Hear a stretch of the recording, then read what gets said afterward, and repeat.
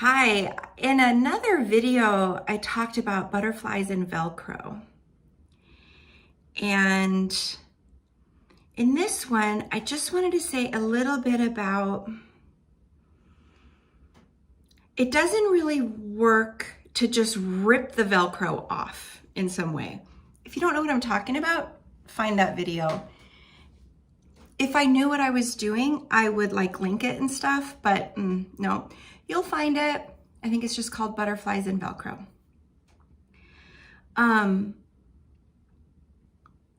If you notice within yourself or within someone else that the Velcro thing is happening, it doesn't really work to try to yank it. What usually works is to kind of do the opposite.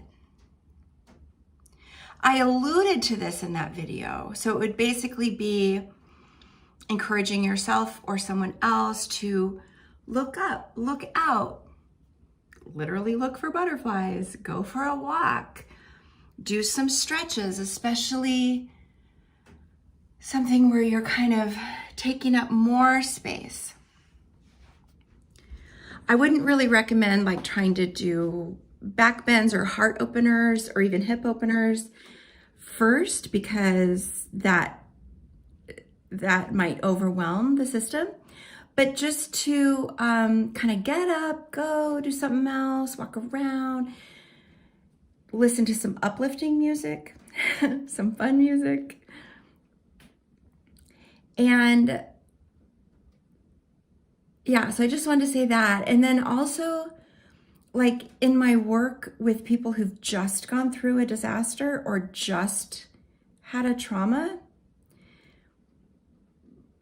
you won't even be able to, going for a walk isn't even necessarily appropriate, but, welcome. It just isn't likely to happen. So if you or your loved one is really stuck in something, the best thing I have found is tap. And this was in our psychological first aid training too. Tap, tap, tap, tap, tap, pat, pat, tap, pet. You can do this everywhere. Your arms, your legs, tapping your head, your neck. And then one other thing that can help with self-regulation. Now, again, this is if it's really a lot's happening emotionally or mentally, is to put your right hand underneath your left armpit. Hold it there, keep it there. And then can you tell I'm holding my phone? And then your left hand goes on your opposite shoulder to neck area.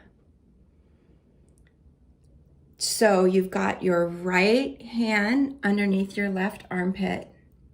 Keep it there. And yeah, your right hand under your left armpit, and then your left hand here. That can be really helpful.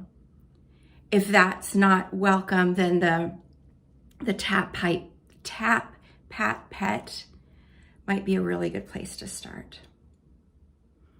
So soon I will do an anxiety kind of rocking cross-body movement type of a practice. So you have that in your toolkit as well.